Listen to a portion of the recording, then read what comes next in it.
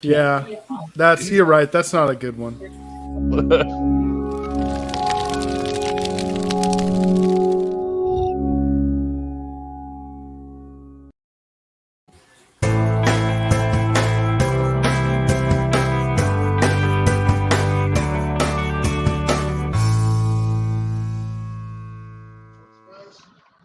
Suzanne's Paparazzi Jewelry, 24/7 shopping available.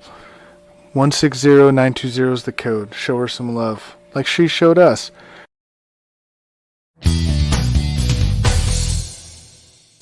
K&A Custom Crafts on Facebook.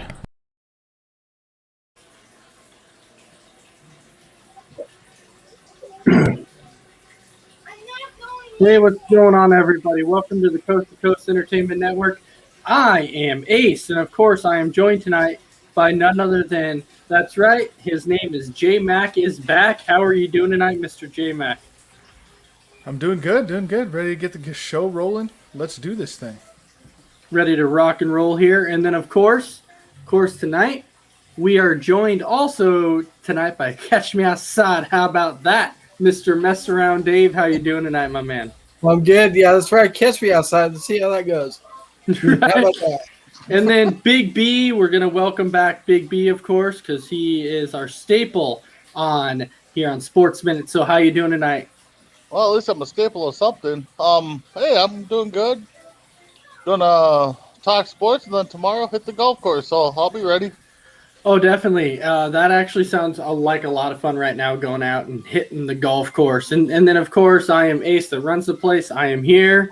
And so everybody knows that when it comes to Sports Minute, one of the topics that we've been doing is we've been doing a top 5 list of an NFL team of certain of maybe certain positions or just top 5 overall. Well, tonight we're actually doing a top 5 overall list of who's the greatest top 5 49er players in history. You know what? When you think about this list, though, this one actually wasn't that hard when you truly think about it. You could almost come up with like the 5 of them right off the top of your head. You didn't even have to research. These ones were that simple. And obviously, you know, you're going to go with 2 quarterbacks. You're going to go with a receiver. You're going to go – you could even go with a cornerback. You could probably even go with 2 receivers if you wanted to, because a lot of people forget that Terrell Owens played for the 49ers for a long time. I know he was young. He didn't have his greatest years there, but because of how he turned out to be in his career, you could still put him as, you know, one of the greatest 49ers to ever play. But since Dave is the actual guest tonight, we're going to go ahead and we're going to start out with Dave. So, Dave, you go ahead and you start out and let everybody know who your top 5 49ers players are of all time. My number 5 is a guy that a lot of people probably forget about because he spent a lot of his career with both the Niners and Cowboys. I'm going to go with defensive end Charles Haley. The guy that won, 5-6 rings combined between the 2 teams, so you got to have Charles Haley on the list. And number 4, Ronnie Lott. You can't have a Niners list without Ronnie Lott, the hardest hitting safety in the that's ever played the game. So got a lot there. And then the top 3 is pretty obvious. Steve Young, number 3, Montana 2, and then Jerry Rice, number 1. All right. J-Mac, this one comes to you. I'm guessing you pretty much have almost the same exact list that Mess Around has, because there's really not much of a different way you can really go with this. Actually, number 5 is different. I will say I'm one of those people that forgot about Charles Haley playing for the 49ers, so I'll admit I'm in that list. However, my number 5 is Merton Hanks. He was a great safety for them back in the day. He's right up there with Ronnie Lott for me. And then Ronnie Lott's 4. I got Young at 3. I got Rice at 2. I'm kidding. I got Montana at 2 and Rice at 1. Yeah. Wow. Okay. So still going with Jerry Rice as the greatest 49er to ever play. Big B, how about you? I got one guy, Steve Bono. That's it. No, I'm just kidding. No, number 5, I got Ed Rusher, Bryant Young. He holds a record for sacks for the franchise. Then number 4, I'm gonna go with Steve Young. Number 3, Ronnie Lott. Mess around center, hard hitting safety guy, and I think he played with getting his finger cut off too, right after a week after doing that. So, strong guy. And then number 2, Montana, and number 1, Rice. When you look at this list, let me ask you, how close is it when you look at Jerry Rice and Joe Montana? How close is everyone to being like, maybe you put Joe Montana in front of Jerry Rice? And the only reason I'm saying that is I understand that Jerry Rice has all these receiving records, but some people have put a lot of, would he have had all these receiving records? Because he did come out and talk about, he used Stickum, but he also, not only that, but he also played with not just one, but 2 Hall of Fame quarterbacks. So that could have helped. Now, I'm not taking anything away from Jerry Rice, but when you're looking at this top 5 list, I mean, how close is it to you between Montana and Rice? Because I don't think you have really one without the other unless you throw in Steve Young, but then, Steve Young is still there too. But J-Mac, I'll start with you. How close is this? It's not close. Where does Montana rank all time as far as quarterbacks go? He's in the 20s in most categories. He's not up near the top. Where's Jerry Rice at? He's number 1. And the only person that's gotten close to him is Larry Fitzgerald on a lot of those things. And Larry, let's not forget, Fitz. To me, Fitz is probably, he would have had all those records. He played with those 2 quarterbacks, but he didn't. So we don't know. We can't say that. But Jerry Rice and Joe Montana, they were a great tandem. But Montana didn't just have Rice. He had John Taylor. He had Roger Craig back in the day. He had plenty of good players around him. So Rice did it with a couple different quarterbacks. He played through some bad ones too. So, well, absolutely. So, Rice is there. Mess around. How about you? Is it close? As far as Rice being the number 1 receiver? No. I'm talking about as far as, putting Rice at the greatest 49er of all time instead of Montana. Because a lot of people will talk, when you think about the 49ers, a lot of people will come out and immediately say Montana because of how great of a quarterback he was, never lost a Super Bowl or whatever. And so I'm saying, how close? It's not close. It's Rice. When you think of the Niners, you think of Jerry Rice. For me anyway, that's how I think of that. If I think of Niners, I think of number 80. All right, so let's get to a few of our comments here before we jump into Big B. So Justin is saying the Clippers still have a curse. They do. The Clippers lost again. But don't forget, though, too, that they were also without their star player in Kawhi Leonard.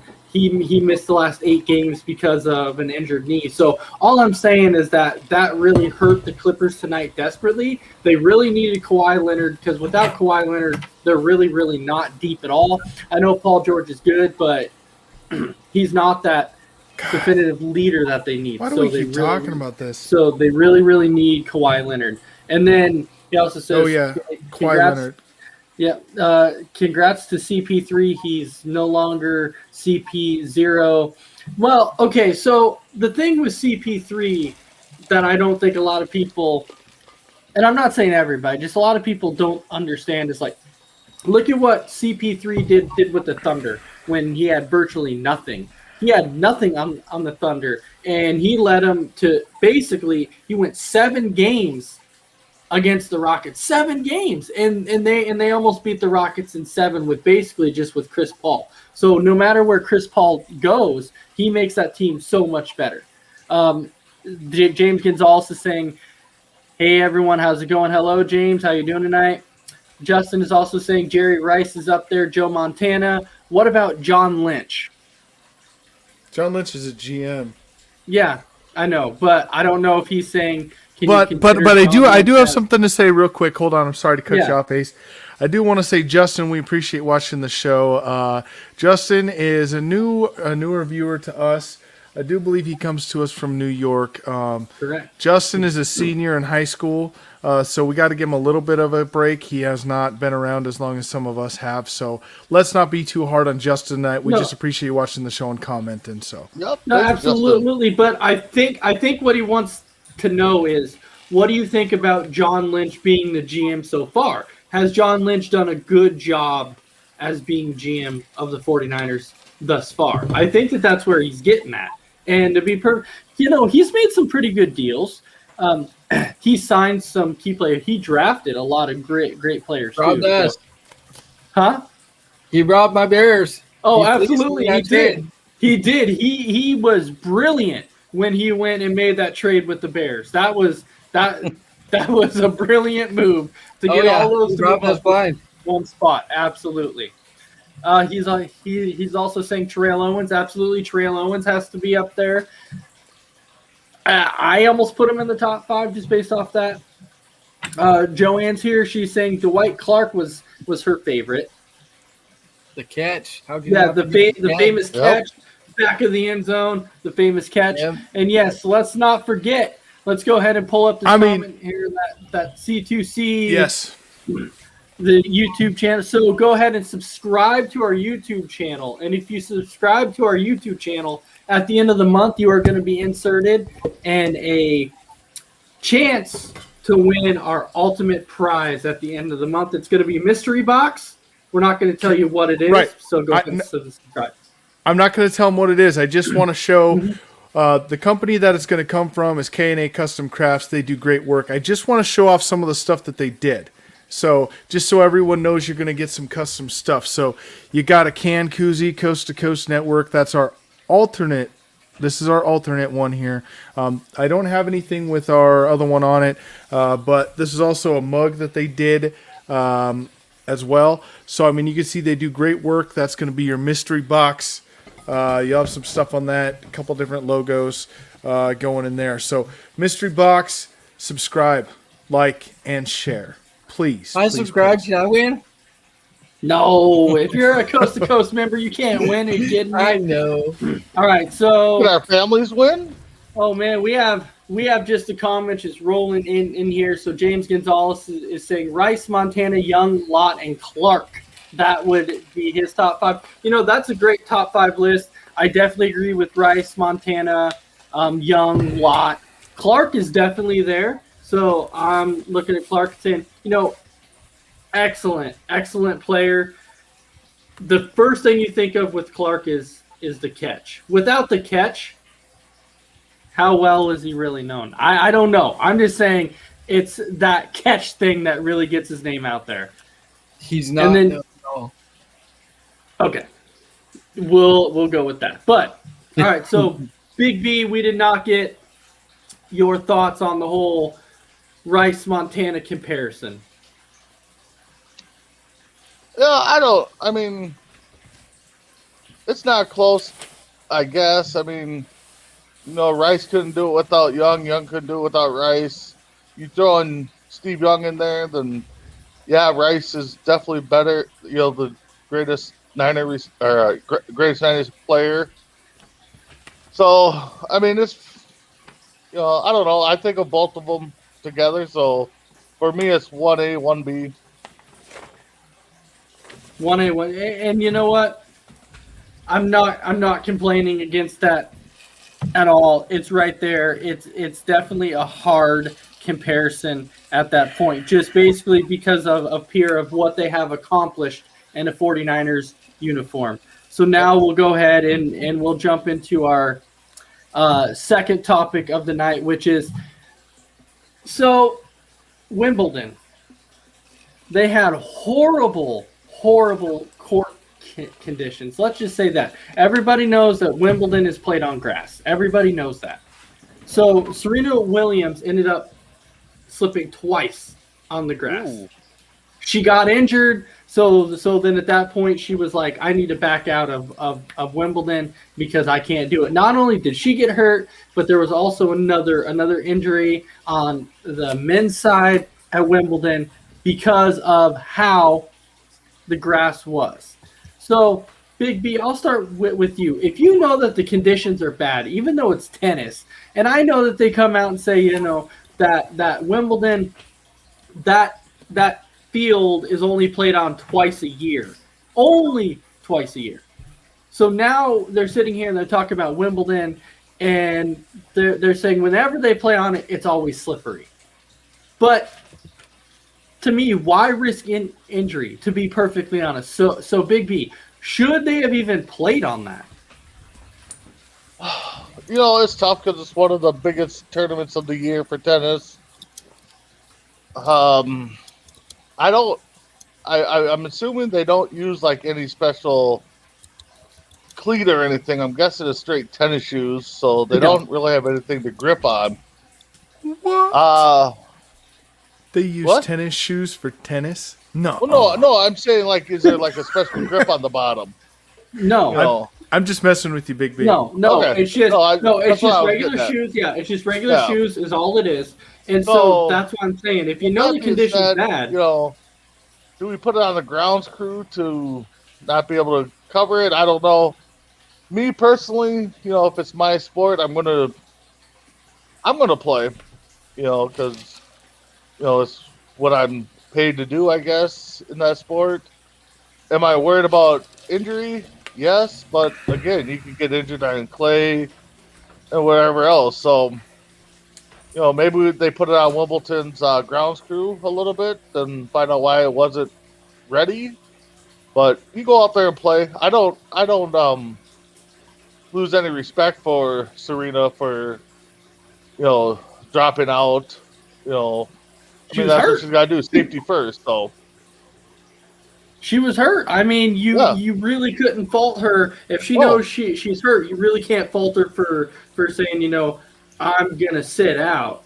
But the reason why I even brought this topic up was because there was a lot of backlash on this. A lot of fans that are Serena Williams fans, because a lot of people sit there and call her that and say that she was the greatest female tennis player of all time. There's a lot of people who will say that. And so a lot of people kind of felt like she was cheated out of trying to get a Wimbledon championship because of the simple fact that she had to play at a crappy condition on a crappy court. And so, but if it would have injured anybody else, would this have been brought up? And me, I'm a huge Serena Williams fan, as everybody knows, because my daughter's named after her. But the simple fact is that, should they have played on it? I don't know. It's questionable on whether it should have happened. So, J-Mac, what do you think? Should they have played on it? I don't know. I think sometimes athletes go a little bit crybaby-ish on some stuff. And I'm not saying that she couldn't have gotten hurt by slipping. Don't get me wrong on that. But you paid a lot of money to play a game. And I think that maybe you should just suck it up and play the game. I don't want to see anyone get hurt either. There's things they can do to make it better conditions. Maybe they didn't do as well as they could have. But I think Serena is not in her prime anymore. And I think we're starting to see that. And with a lot of players, when they go past their prime a little bit, they start coming up with different reasons why they don't win or different reasons why they don't do the things that they used to be able to do. And I hate to say that about Serena Williams because she's been good for so long. But I think it's just time. I think she's not at her prime, and we're starting to see that. Oh, absolutely. Well, she's definitely no spring chicken anymore. I can tell you that. But she's still out there. She's giving it her all. And I think the thing is that she doesn't want to call it quits yet. She just doesn't. She loves the game so much. She's done so much for the game of tennis that she's not ready to walk away yet. And I don't fault her at all. I don't. I don't fault anyone that does that, but we've seen it recent years with a lot of athletes. We've seen it this year with Albert Pujols in baseball. Stayed 1 year too long. He should never have stayed this year. He should have been out of the game last year. We've seen it in recent years in the NFL. We've seen it with Peyton Manning, Eli Manning. We saw it with Brett Favre, and that's hard for me to say, but those guys stayed 1 year too long, and then you should have retired the year before you did, and now you're seeing Father Time catch up with everyone. And the same with Serena Williams. Like, she should have gave it up last year. And Father Time is undefeated, and we're starting to see that undefeated come out. All right. mess around. What are your thoughts on this? Yeah, J-Mac said it best. Father Time. I mean, it's undefeated. Nobody's going to beat Father Time. So sometimes it's just time to Tom hang Brady's out. trying to. Sometimes it's just time to. They don't know when to walk away. They just think they can go another year, and their ego catches up to them. Oh, I'm so good. I can still do this. But like J-Mac said, they should have probably hung it up the year before, and they just hang on too long. Yeah, there's very few people who have been able to actually continue to play at an older age, but there's some. Think about Peyton Manning. That was like, I can come back for another season. He came back, and the only reason he won that other Super Bowl was because his defense carried him. I mean, it was completely defense. At that point, he knew and was like, you know what, I shouldn't have came back. And he came out and said that. And then he came out and said, you know what, he tried to say that even fans were giving him credit when Peyton's like, don't give me credit. This wasn't me. This was my defense. My defense won this game. He's like, they were carrying me through this whole Super Bowl. And he said it best. He's like, yeah, that was not me. Well, and it's the same. Everyone out here talking about Tom Brady won his 7th Super Bowl. I understand that. I'm not denying that the guy played well enough to win a Super Bowl last year. But you're even seeing it in Tom Brady. I mean, the guy was not Tom Brady last year. He just wasn't. You can already see Father Time catching up to him. He threw more interceptions last year than he's thrown in, 7 or 8 years? He threw 4 in a championship game that they should not have won, but they won because of their defense and porous offensive line play by the Packers. No doubt. So his defense carried him last year. We've already seen it with Tom Brady, and I might get some hate for that. I don't care because it's the truth. Tom Brady is playing past his prime. Father Time's going to catch up. He's one hit away from busting his ass and not being able to play anymore. It's just true. It's just the way it is. Father Time's undefeated. We're going to see it with Brady. We are going to. I guarantee you. It's only a matter of time. Oh, absolutely. Big B, what about you? Yeah, I mean, Father Time is catching up with everybody. Like everybody said. The only guy I would say that might have beat Father Time because he retired at the right time was Jerome Bettis. I mean, got the Super Bowl in his hometown, so he might be the exception. But yeah, Favre stuck around too long. Manning, I mean, yeah, Tom Brady's winning Super Bowls with Tampa and New England, and so Even John Elway knew that too. He's right. Even Elway knew it. I was going to bring that up. Good one, Esron. I was also going to bring up the fact that even Gretzky, who we've all said is hands down the one GOAT in any sport, is Wayne Gretzky.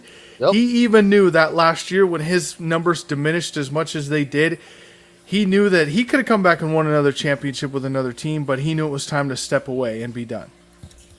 Yeah, and you can even think about now.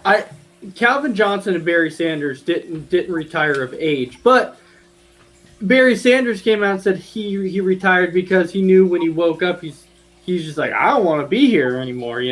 I just don't want to do it. But I think he walked away at the right time.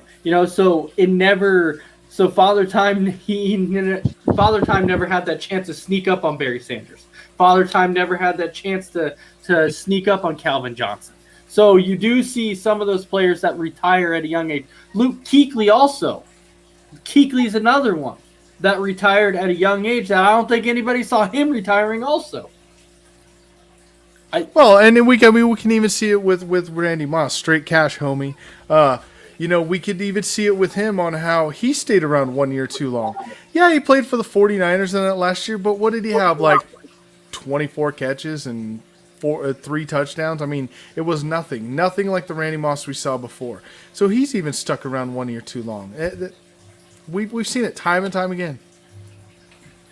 And trust me, I completely. So Justin, I know you're coming out and saying that the Lions suck. That's why Calvin Johnson retired. I'm not debating that. I'm just saying, that was a big factor why Calvin Johnson retired. But he also talked about injuries and everything else too. And even a big name that shocked a lot of people.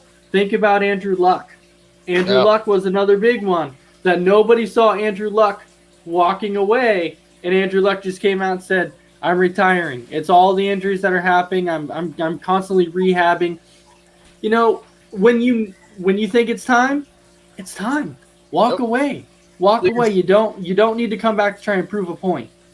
Even that guy from the Niners, I can't remember his name, but he was like a second, third-year player. He's like, I'm done. I've had enough. Yeah, I know who you're talking about, Dave, and I just can't think of his name. Well, I think it was said, okay, and this is switching over to basketball, but I think it was even said by Michael Jordan, even when he came back for the second time and played those 2 years with the Wizards and then retired. They asked him, "Don't you think he could still play?" And he said, "Absolutely. I'll always be able to shoot a basketball. I'll always be able to do it." But it came to a point of, do I want to do all the off-season stuff? Do I want to constantly rehab? Do I want to go all mini camps, all the training sessions, all that? Do I want to do it anymore? And I don't. I don't want to do that anymore. And that's really what it comes down to. When you don't have the desire and want to do it anymore, you're always going to be able to play. I mean, you're always going to be able to play. And Kobe even knew it too. Yeah. So, Justin, I know you're, a young guy and stuff, but your comment about Andrew Luck didn't like getting injured. Who does? I mean, nobody likes to get injured. That's part of the game. He went out on his own, due to injury. So, Absolutely. That to me doesn't make sense. Yeah, we don't like to get injured when we play. And he felt that he didn't want to do the rehab and stuff, so he left. I mean, I give him props. All right. So we're going to go ahead and jump into our next topic, which our next topic is, and this has kind of been happening more and more and more in just various sports, is that should a coach, or I should say, should a head coach be fired after just one season? Because you're starting to see it happen more and more and more now. I mean, it's crazy with how much you're starting to see it. Think about Van Gundy this year in the NBA being with the Pelicans. He was fired after 1 year. The Pacers let their coach go after 1 year. So you're starting to see it more and more and more. So, J-Mac, I'm going to start with you. Do you think that a head coach should legitimately get fired after one season? I mean, no, I don't. I can't even pretend like I can think about that answer. Yeah. No, I don't think you should. Like, how are you gonna say that a guy deserves to be fired after one season, especially with the Pelicans? Like, you haven't made the playoffs in how many years? Well, you didn't make the playoffs again. Well, no, duh. Like, what? You're expecting a turnaround in one season? Like, give him some time. So, I don't know. You can't fire a guy after 1 year and too much expectations. Do what you're going to do for me now. Like, it's all about what's going on now, not the overall body of work. And that is definitely a problem in sports world these days. Okay, so James, just to clarify, because I see your comment here on the side, I'm not saying that a team can't do it. I understand that they can do whatever they want. What I'm saying here is, I said, should they? Should coaches be allowed more time instead of just coming in, being there for 1 year, and then getting fired because they have a bad year? When you think about it, think about the 0-16 Detroit Lions, okay? So if you inherit a team like that and you come in the next year after a Detroit team went 0-16 and you come out and you lead the Lions to a 3-13 year, and you've only been there for 1 year, and then you get fired, you're like, well, they had 0 wins last year. I at least brought them to 3 wins, but our roster wasn't that good. I mean, you have to give enough time for coaches to try and develop a team and get their system down. It's generally not going to happen just after 1 year. But mess around. What is your thoughts on the should coaches be fired after one season? Well, everybody knows it's like, what have you done for me lately? It's a win now league in whatever sport it is. It's always win now. So, I mean, I don't think you should. If your team's showing improvement and you're showing signs of growth, and you got players that weren't coachable before that are taken to the new style of coaching that the new coach has, he shouldn't be fired. I mean, if your team wins like 0 games or maybe 2 to 5 games, yeah, definitely get out of here. But no, keep them around. But like I said, it's such a win now league in every sport. It So is. It is, and Justin, you're coming out with Stan Van Gundy has been a bad coach since his match.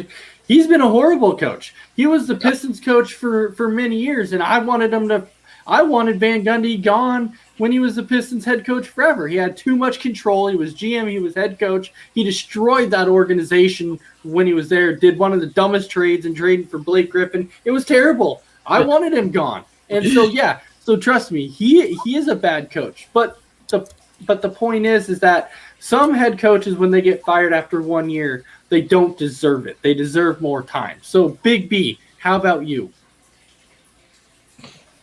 I'm on the fence. I mean, J-Mac and Messround all made great points, and some of our comments have made good points. But again, 1 year.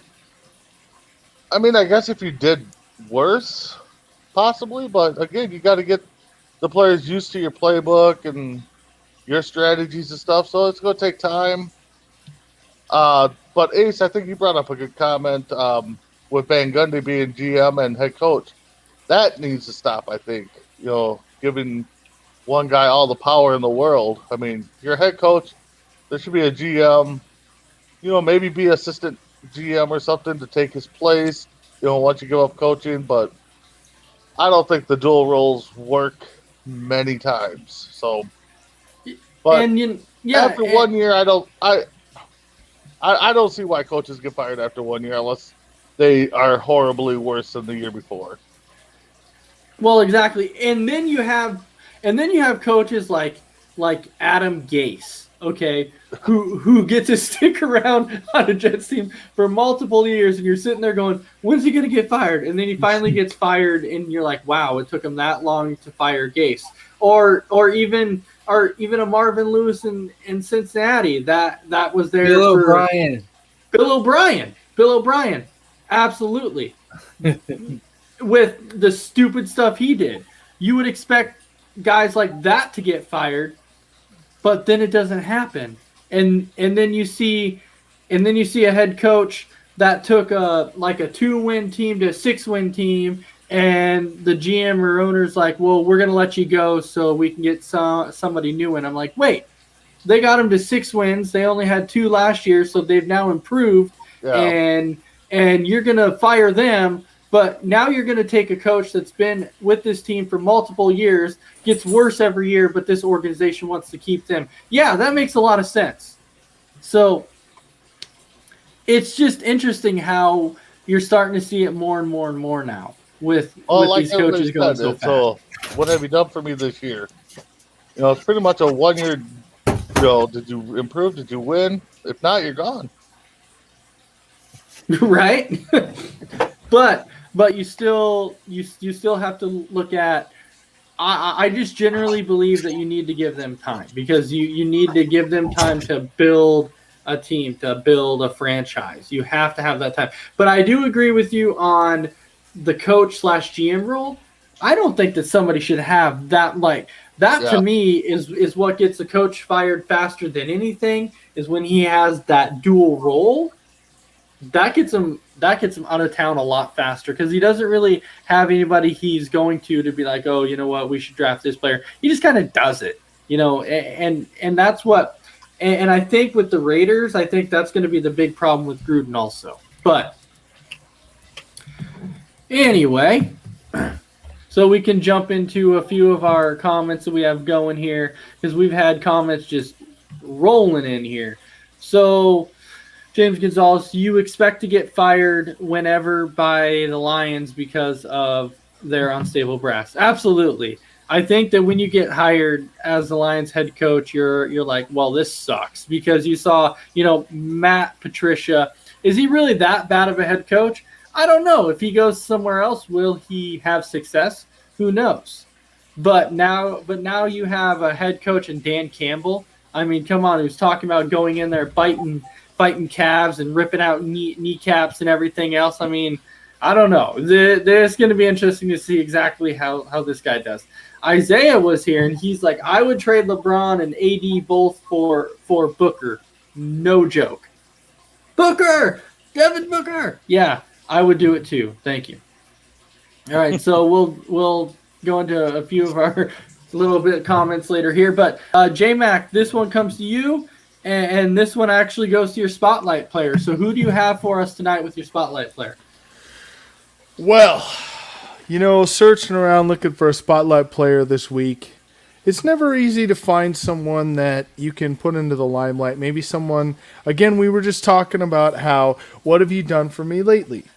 And a lot of people don't remember, older players, players that played back in the day. So we're going to go to the NFL this week. And I'll tell you that there's a lot of guys that their stats don't stand out to you. And when they don't, you're like, well, he was an okay player. But some guys are invaluable beyond just looking at one stat or how they did in a certain position. So if you have no idea what I'm talking about, there's guys that have been good as an all-around player, and their all-purpose yards matter. So I will ask you, does anyone know, I guess let's say this, does anyone know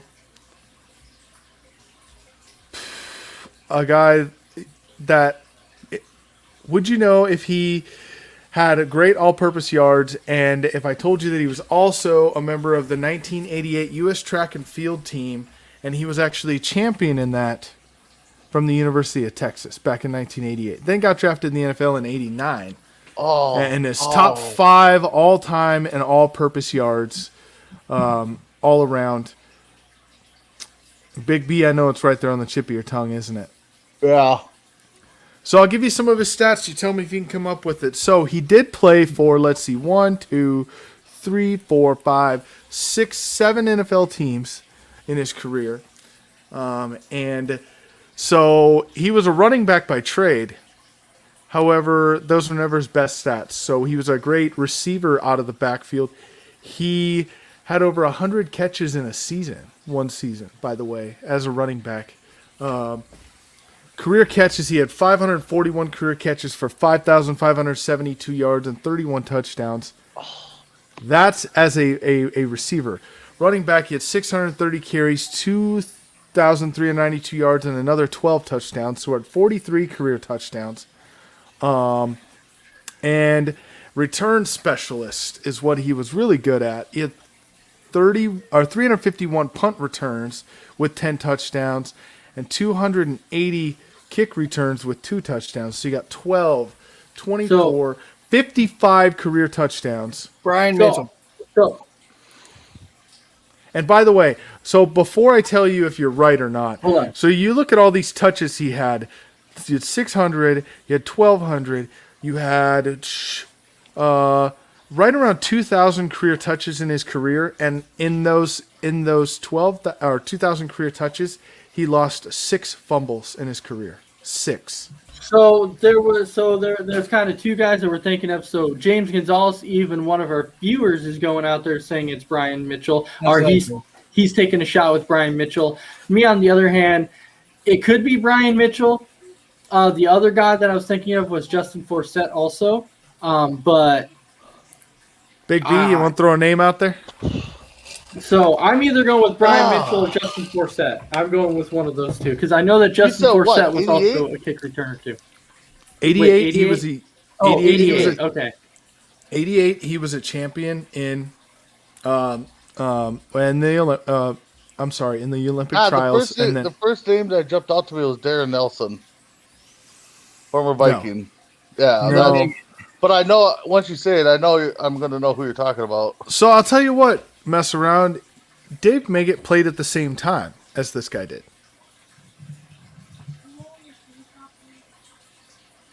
And when I say this, all of you are going to be like, "Oh my goodness!" Yeah, that probably makes sense. It's Eric Metcalf. My God! Okay. Yeah, Eric Metcalf. That makes sense. Eric Metcalf, 2,000 career touches, and he lost 6 fumbles in his career. We say guys lose 6 fumbles a season now. Yeah.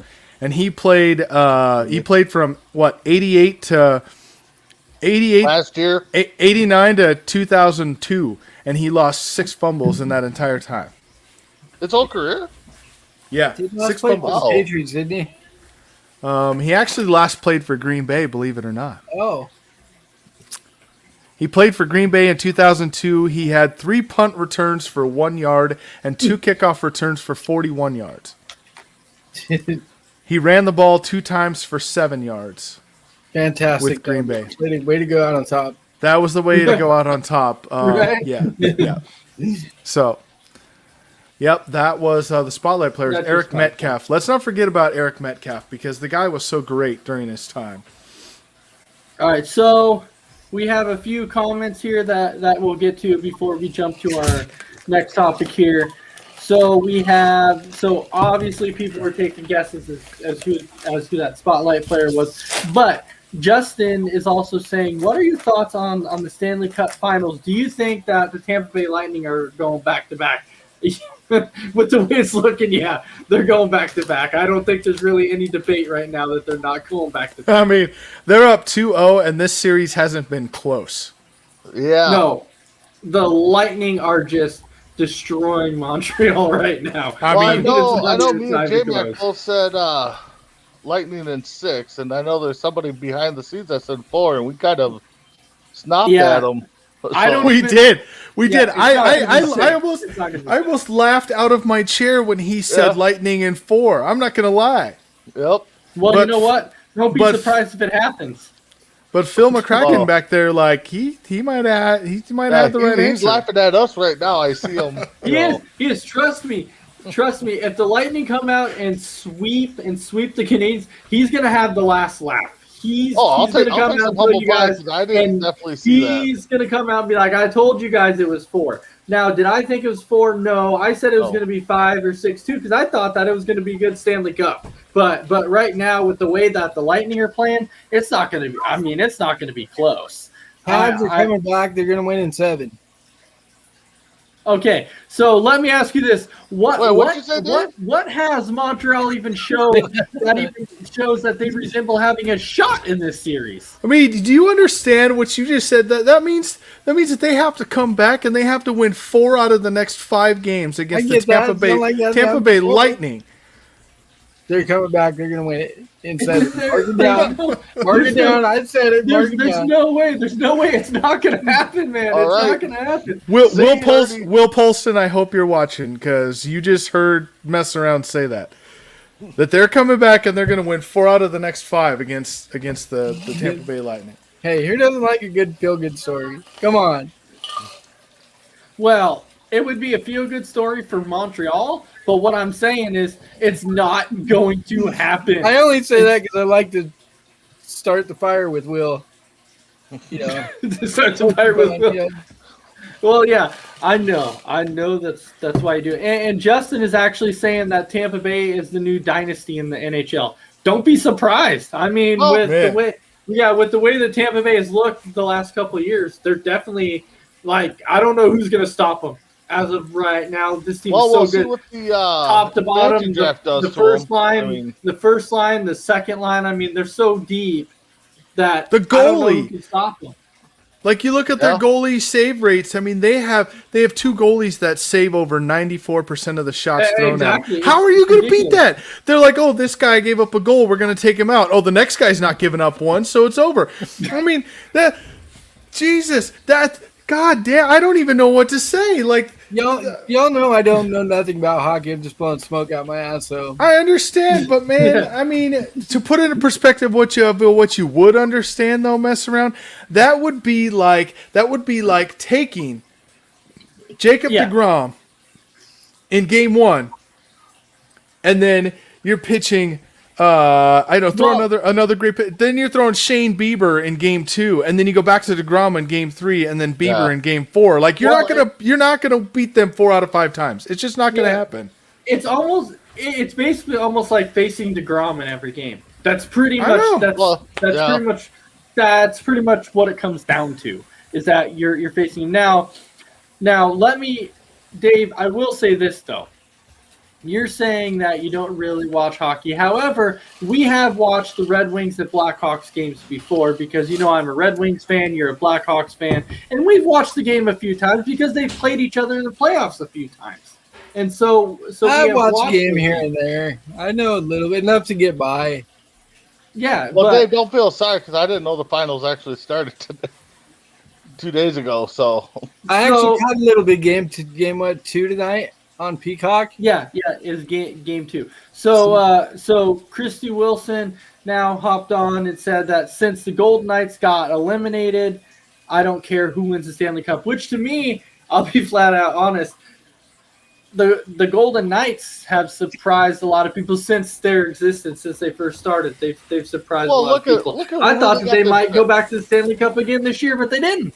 What is this? Their second year in the league? Third, I think. Good. Yeah. But go ahead. But I mean, look at the team that they got to, the draft pool they got to pick from. I mean, they weren't a typical expansion team. I mean, just think about Seattle. What is it, next year or the year after? See next year, Seattle Kraken. Yeah. So just think of their draft class that they're going to get to the draft pool they're going to get from. I mean, there's going to be a lot of people that's going to put money on Seattle to go to the Stanley Cup that year. And so James Gonzalez is coming out and agreeing that the that the Lightning and their goalies are just pure dominance. Oh yeah, exactly. It's just pure dominance. All right, and then he comes back and says, 93 Montreal over LA. Dude. Well, no. He was saying, because his comment before, he was saying that Justin had a comment that the Stanley Cup Finals. I know the Stanley Cup Finals have been in the USA since '94. So he was trying to say the last time that Canada won it. Yeah. I know, and it's going to be another year without Canada winning it. Yeah, because it's not going to happen this year. And then Justin is coming out saying that the Bruins will be back next season. Well, yeah, they'll be back. Oh, now we got the Bruins fan. Now we got the Bruins fans that are like playing games. They'll be playing games. Right, they'll be playing games, but they're not going to knock. They're not. Minnesota will be back next year too, guys. The Lightning. Okay. That would be like me coming out. I being understand, like, but it's just like, back. Oh god, yeah, okay. It's just like every year. So now we got the Bruins fans acting like the Cowboys fans. Next year, this is our year. This is our year. This is our year. Watch out for my Blackhawks. Huh? My Blackhawks are winning it all next year. Oh, okay. So your Blackhawks, yeah. Okay. Your Blackhawks are going to beat the Lightning. Okay. Yes. I'm taking Seattle. All right. You know what? Let's just move on to the next topic. This is crazy. But our next topic is, so Big B, this topic is actually for you. This comes to the WNBA, so you're going to give us a little bit of the scores and updates. Yeah, so we had only 3 games tonight. I don't got the update on the last game. If somebody could pull that up, Vegas versus LA. Vegas was up last time I saw. But the 2 finals, Chicago and Dallas. Chicago won by 10, 91-81, so they improved to 9-8. Dallas falls to 8-8, I believe. And then Minnesota and Phoenix was a battle of 500 teams. Minnesota wins by 5, 75-70. So that puts Minnesota at 8-7 on a 3-game winning streak, which pole vaults them to the 3rd in the West. And the Mercury falls to 5th in the West, it looks like. So that's what I got there. But the rest of the standings we have in the East, the Suns 11-5 on a 3-game winning streak. Chicago 10-8 on a 1-game winning streak. The Liberty 8-9 on a 1-game losing streak. The Mystics 7-9 on a 3-game losing streak. Washington Mystics. The Dream 6-9 on a 1-game winning streak. The Fever, 1-15, 11-game losing streak. Their season's done. Yeah, they're the Storm 12-4 on a 2-game losing streak. Yes, because I was gonna say, did anybody get to see that game the other day between between the Aces and Seattle. I'll tell you what, my Aces came out and won when Yep. everybody was like Seattle, and I'm like, nope, don't Nope. sleep on my Aces, man. Don't sleep Nope, on my the Aces. Aces are 11-4 on a 1-game winning streak. I said Minnesota 8-7 on a 3-game winning streak. The Wings 8-9 on a 1-game losing streak. Mercury 7-8 on a 1-game losing streak, and the Sparks 6-8 on a 1-game losing streak. So that's our up-to-date stats. Brandon, check the private chat. Okay. Yeah, it was. Yeah, Aces. Okay, Aces beat the Sparks 99-75. So Aces. Ace, how are your Aces doing? I guess. My Aces right now, they're sitting at 12-4, looking really, really good. They came out, they beat Seattle the other day. And J-Mac, I'm sorry that they beat your Seattle team because I know that you're a fan of Seattle. But so right now the Aces are sitting in first, but they're still tied with Seattle at 12-4. I was But right say now, they're tied so. now they have the tiebreaker because because they beat them. of head-to-head. Yeah, but so at the end of the season, I mean, it could go either way. Seattle could end up on top, or LA could, but it's going to go one or two.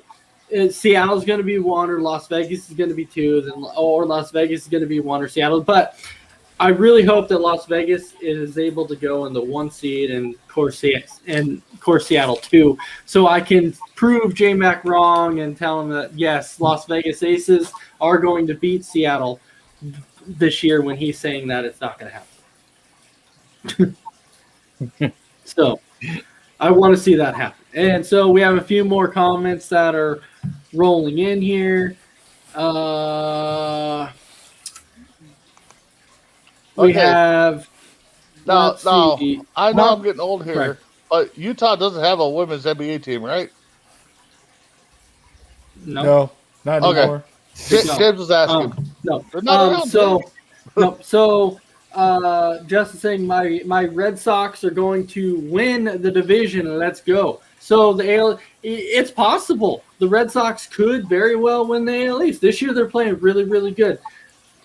The Yankees are not playing all that well like people thought that they were going to. This year in baseball, there's been a lot of surprise teams. And I don't mean surprise like as in on the upswing. I mean, I'm talking about like it's been a lot of disappointments this year for sure. And yes, there has been. It's definitely the Yankees is one of them. The Braves are another one. There's just so many teams out there this year that have just been shocking in the not so good ways. You know when your GM comes out and says that your team sucks, it's bad. Cashman came out and said we suck. Oh, Right? who said that?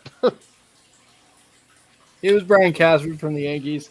Yeah, it's Oh, okay. Oh, yeah. Let's be a Yankees fan right now and have stuff to celebrate. So let me ask you, do you happen to be playing this GM game mess around? No, you don't play this GM game that we talk about all the time. And when you got the two teams in baseball that have over 50 losses, okay, for each team, you got the freaking Pirates and the freaking Diamondbacks, okay? The Diamondbacks have 60 losses this year, by the way. 60 in 82 games. They are on pace to tie the worst team of all time. That's how bad they are. Okay? Yeah, they're 82 games into the year, and they're 29 and a half games out of first place. Halfway through the year. I mean, they could set the record for the most games out of first place by the end of the season ever. the only team that was close to them at that time for being the worst team was the Baltimore Orioles. But the thing is now the Orioles have gone on a 3-game winning streak, so now they have closed that gap. What high school do they start playing? I should say that they have widened that gap a little bit between the Diamondbacks and the Orioles for like the worst team in baseball, because the Diamondbacks are sitting at 22 wins, the Orioles are sitting at 27. And then of course you have the Pirates who are like sitting at 29. But I'll tell you what, the Diamondbacks look like they're gonna be the worst team in baseball, and I was not expecting it at all. Like I don't think anybody was. No, definitely no, because we came out and we all said that in the NL West we thought that the worst team in the West was going to be the Rockies because, Yep. they got rid of Arenado, and we're like, okay, Everybody. they basically just given up on the season. So that means the Rockies are going to be the worst team. And then the Diamondbacks were basically like, oh, hold my beer. By the That's way, basically what it was. but I mean, you want to know how bad the Diamondbacks are? How far in last place in Major League Baseball they are? They're 5.5 games worse than the Orioles. Yeah, exactly. 5.5 games worse what I than was saying. Baltimore. That's what I was saying. And don't forget they're like 7 games behind the frickin' Pirates. Yeah, The Pirates.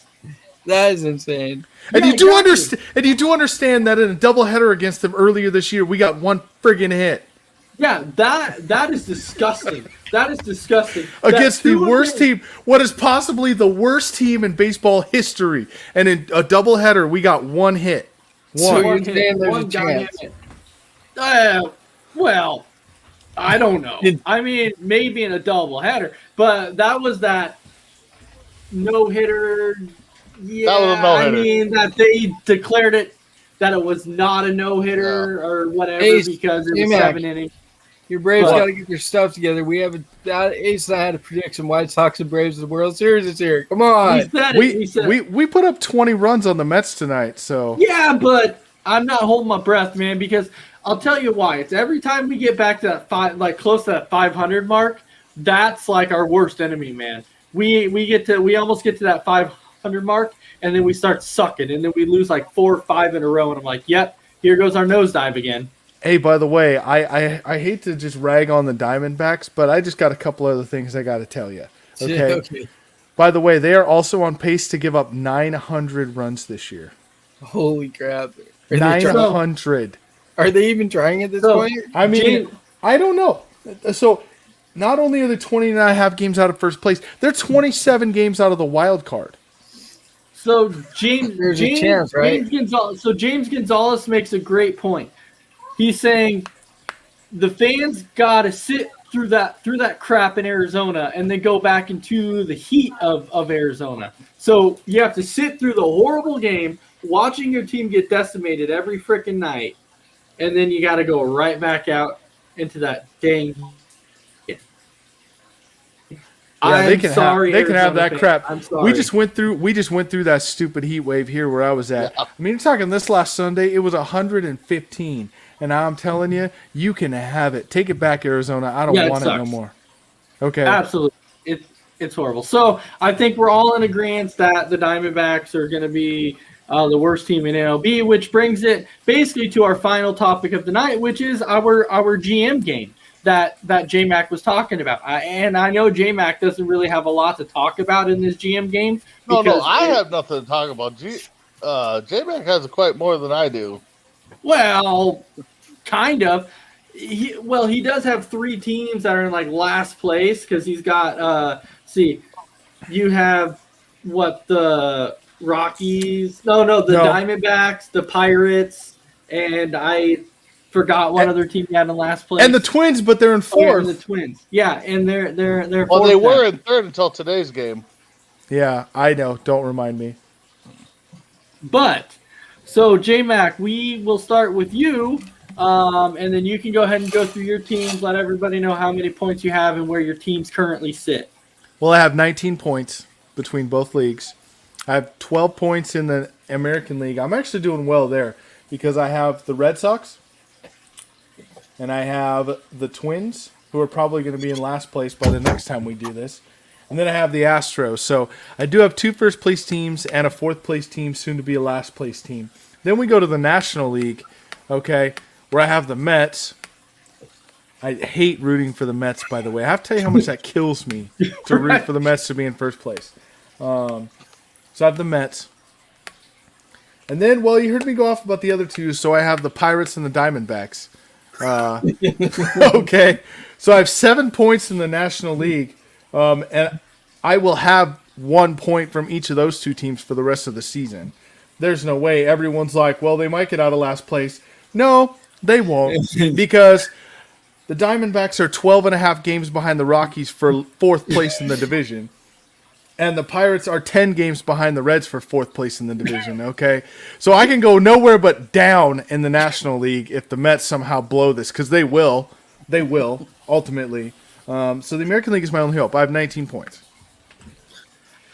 So yours basically stayed just about the same. Yep. So we're going to go with Big B, the champion of the MLB GM game. We're going to go to Big B. So, Big B, this is all you, my man. All right, so let's see. Baltimore Orioles last. There's a point. Royals went from 3rd to last in a matter of a week. So there's a point. Anaheim stayed strong at 4th. Philly stayed strong at 4th. The Cardinals moved up to 3rd from 4th. And the Rockies stayed at 4th. So You have 11. yeah, so I'm at 11 points. I dropped a point. Woo! Yeah, and that's where it came into play, too, that my teams actually stayed just about the same, but I did lose a point because last week the Yankees were in 3rd, but now they're down to 4th. So they're sitting. So they have me 2 points right now, and then I have 2 first place teams, one in the AL, one in the NL. In the AL side, my first place team is the White Sox. They currently have me 5 points right now, so that's 7 points altogether so far in the AL. And then my other team in the AL, which is complete crap, they're not getting out of last place anytime soon. That's the Texas Rangers. They are the epitome in the AL besides the Baltimore Orioles. So that sucks too. So I have 8 points altogether in the AL. And then the NL, I have the Marlins, who are now in last place. So they're sitting 5th. So they got me 1 point. So that's 9 points altogether. And then I have the Brewers, who are actually sitting in first place right now. So they have me 5 points. So that gives me a total of 14 points. So I was actually up to 14 points because the Brewers helped me. And then, of course, my last team, which is the Dodgers, who are sitting in second place right now. So they got me 4 points also. So right now I'm currently sitting at a total of 18 points. That is my total points. So J-Mac right now is leading by 1 point. He's got a total of 19. I have 18. And then you have Big B, who's sitting in the cellar currently. That is unreal, by the way. That is unreal. How in the hell do you draw the Diamondbacks, the Pirates, and the Twins, and you're still in first place in a game? Like, that's insane. Ask your brother. Right? Yeah, it's crazy. It's crazy. I don't know. Yeah. Because you actually have, I think you have like 3 first place I have teams. three first place teams. Exactly. But You have 3 first place teams. I only have 2 and then 1 second place team. That's what's killing me because I do have 3 teams that are I have 2 teams that are in last place, 1 team that's in 4th place, 2 teams that are first, and then 1 that's in second. So I don't know. It's not going to get much better than that.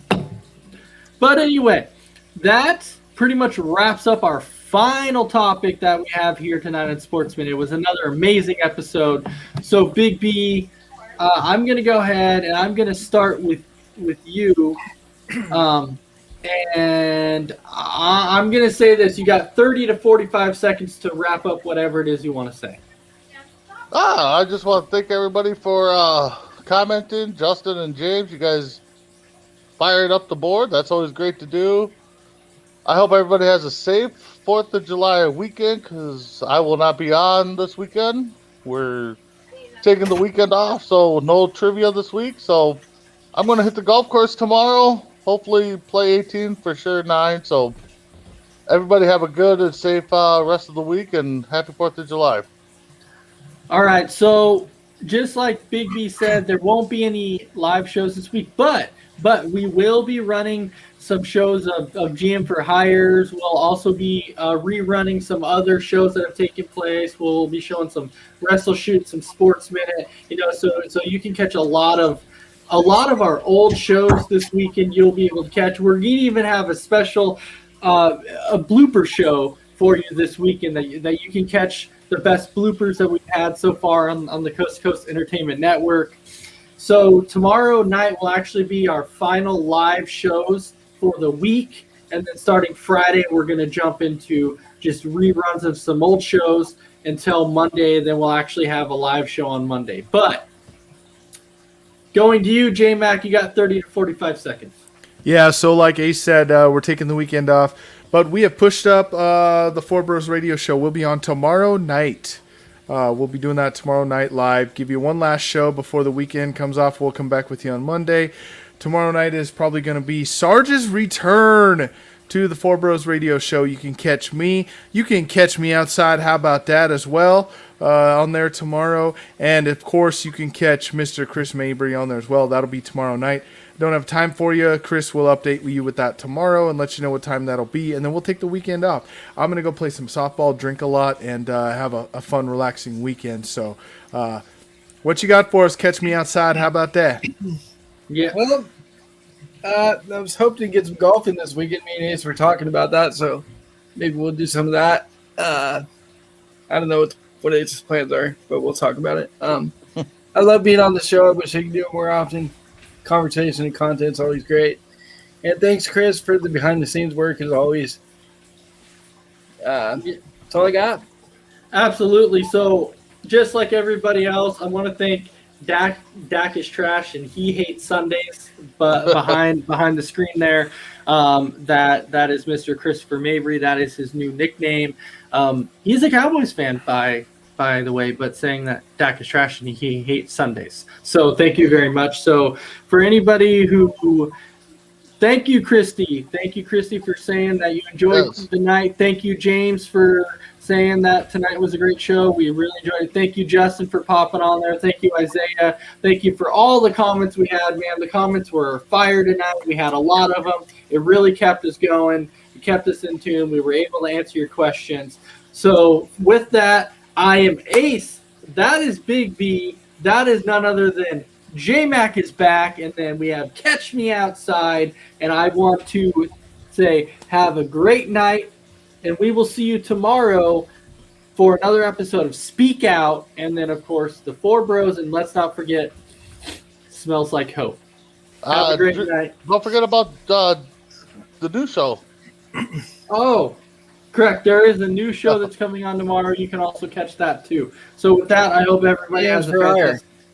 Oh, yes, GMs for Hire. Yes, yeah, that's GMs for Hire. Good think of the name. Yeah, GMs for Hire will be on tomorrow. It's going to be their first live video show on the network. So go ahead and check it out. It's going to be awesome. And we will see you guys again. So you guys have a fantastic night and later.